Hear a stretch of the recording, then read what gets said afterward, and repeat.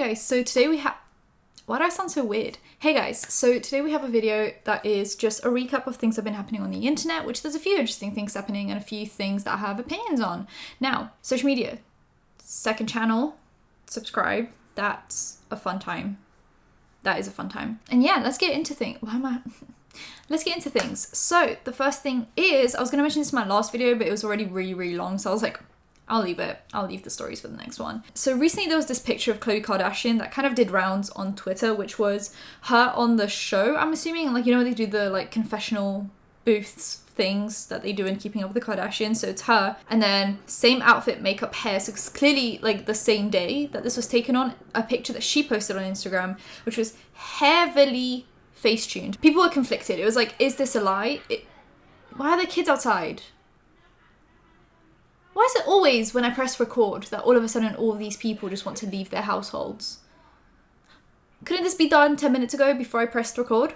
Couldn't it be? Anyway, so it's almost like people are debating whether this is lying to your audience, making, you know, women and girls feel inadequate, making them feel like they have to Facetune their pictures as well, or is this just part of their brand? Almost like the way James Charles made Facetune a part of his brand. You know, there's a lot of talk about, even though you make it part of your brand and you're upfront and honest about it, it still makes people feel insecure because they don't look like that. So then they have to Facetune their pictures even if they don't want to, because they're trying to look like you, but they can't, because no one naturally looks like that. I thought that was it. There were some people like body shaming her, and some people said, look, just because she's face tuning and just because you're not okay with it does not mean we have to call people ugly fat cows. It's kind of why I disagreed with, you know, the Ethan Klein video where he did the Instagram versus real life. It was like the whole deal with Trisha Paytas, where she had like a breakdown on her kitchen floor. Yeah, so with that, I kind of disagreed with that. There is like a right and a wrong way to go about showing the before and afters of Photoshop. The thing is, he mocked them on the before pictures,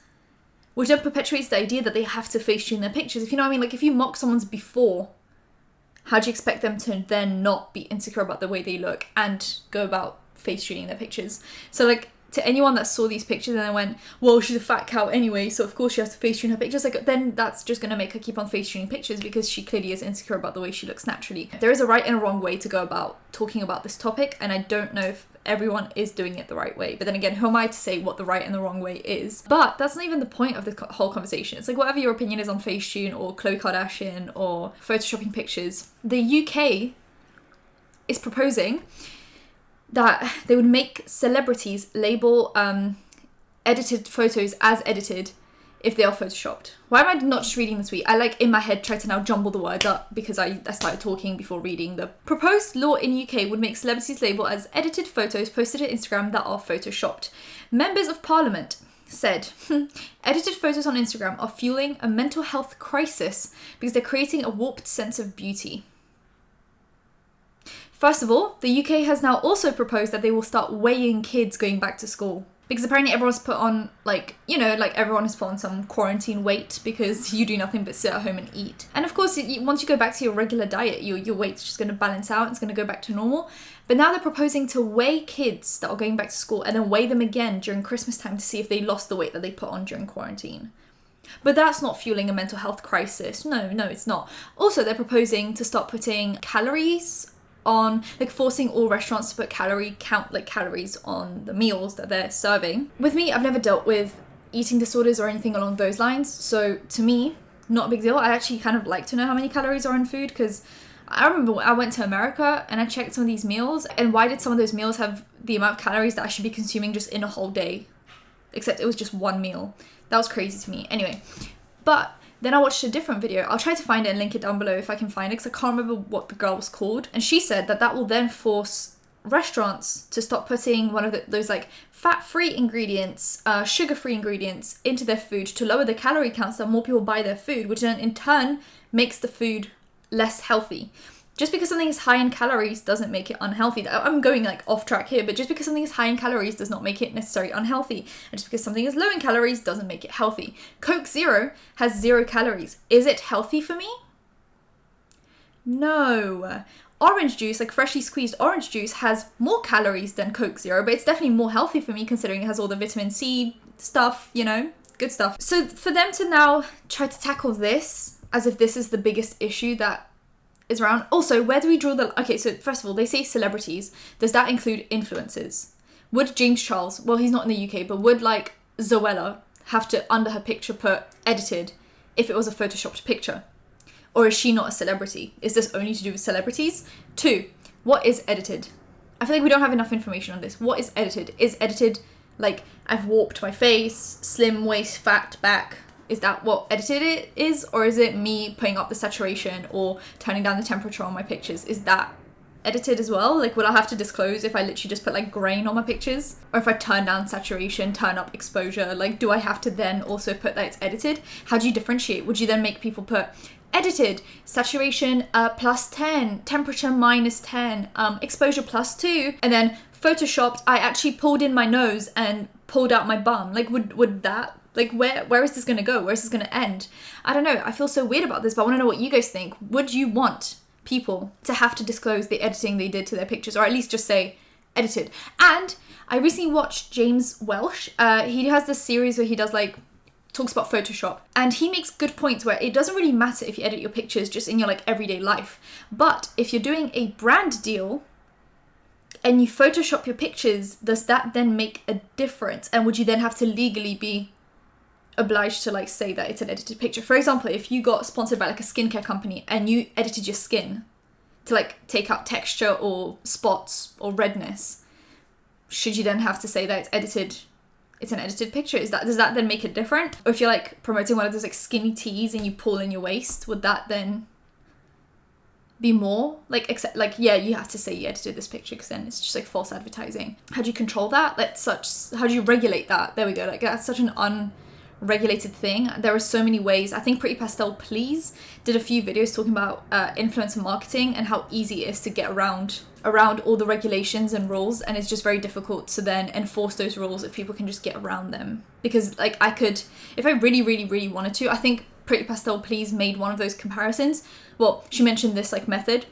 If I really, really wanted to edit a picture that was a brand deal, and this law is only in the UK, I'd simply just wait until I went on holiday to a different country to then post that picture, because the law is not the same in that country and I posted it in that other country. And she made that comparison where some influencers wait until they go to a different country where rules like FTC guidelines are different than in America or England. So I thought this was pretty interesting. It took me a lot longer to talk about than I really intended to, but there's just a lot to cover because I felt like this was a huge story on Twitter for a while, and then for the parliament to just like come in and be like, well, now everyone has to disclose that pictures are edited. Like, they're proposing this. It's not like official yet, but people have to...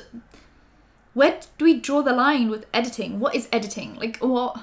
I'm so confused. Anyway, is me taking out a spot on my face in just like a non-skincare related picture me editing my picture? Would I then have to disclose that?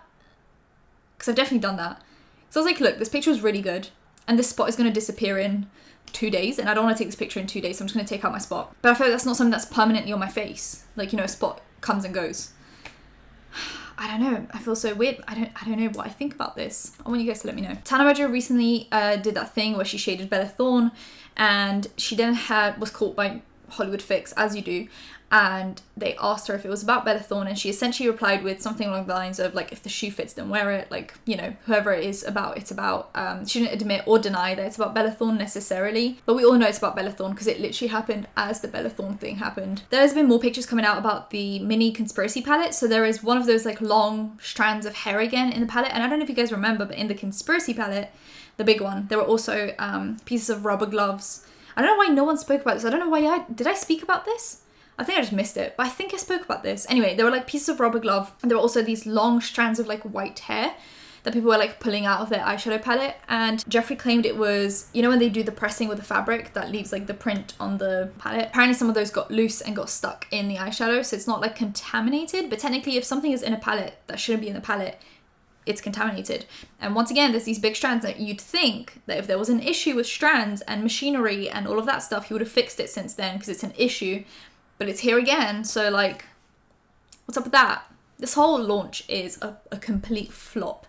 Like, if you look at the reviews on Beauty Bay and Beautylish, they're around 1 to 3 stars out of 5, which is awful. Like, Absolutely awful. So yeah, and the products are still not sold out, because at this point, if you read the reviews, you're not going to buy the product. Why would you? Then there was a petition called Get Gabbie Hanna Off All Social Medias and Send Her to a Mental Institution. And someone tweeted out saying, I really hate people. And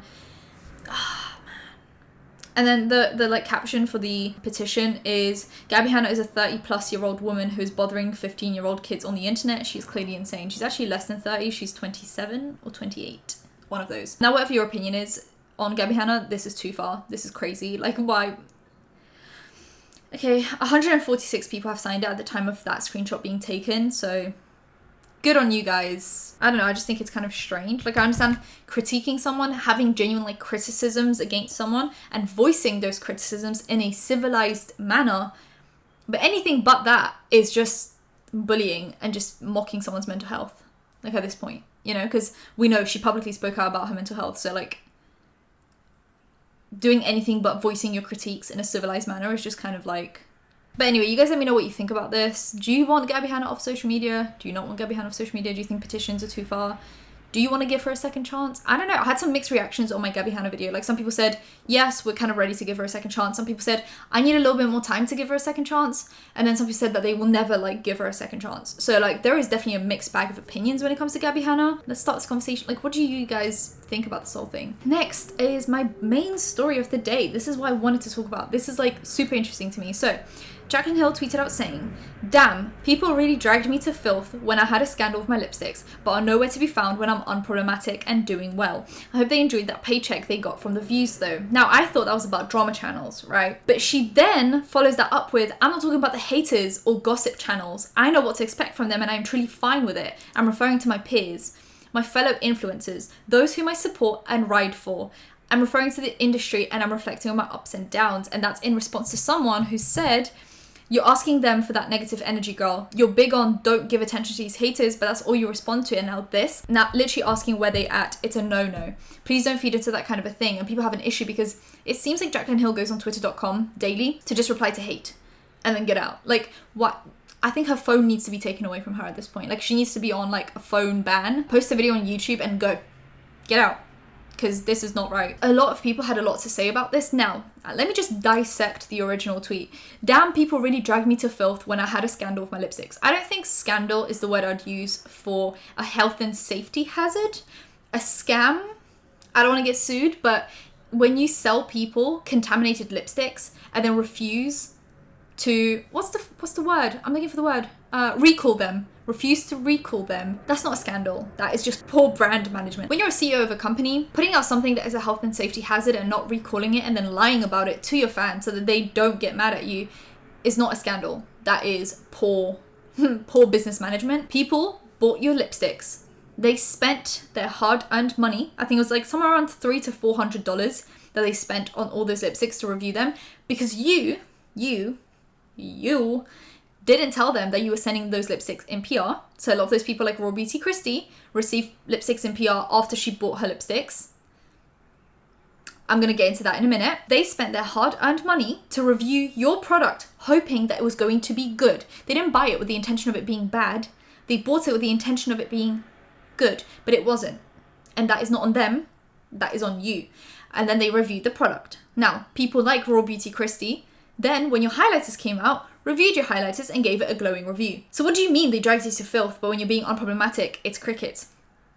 Are we supposed to congratulate you on not releasing health and safety hazards? Oh wow, Jaclyn, well done for not putting metal shards in your highlighters. I'm so proud of you. Doing the absolute bare minimum, but expecting the whole industry to bow down to you and congratulate you. It is so weird. It's so weird. Why would you post this? I don't understand what the need for this was. Also, you haven't released the product in the last like 6 months. And the last product you released wasn't even your company. It was a collab with Morphe, which was yet another scandal. So like, what are people supposed to congratulate you for? You pretended that you were releasing the same and loved formula from the original Jaclyn Hill palette, and it wasn't. It wasn't the same formula. It was a different formula. On top of that, it wasn't vegan, which you didn't disclose because the original formula was vegan, and you said same formula that you loved from the original Jaclyn Hill palette. So everyone bought it with the assumption that it's going to be the exact same formula, which used to be vegan, and now it wasn't anymore. And it was a different formula, and it performed differently. So I don't think you've had a single launch that wasn't without scandals. Maybe the original Jaclyn Hill palette was fine and the original Becca release. Anything after that was scandal on top of scandal. People bought the Vault collection with the intentions of giving it a raving review, but it was crap, so they couldn't give it a raving review.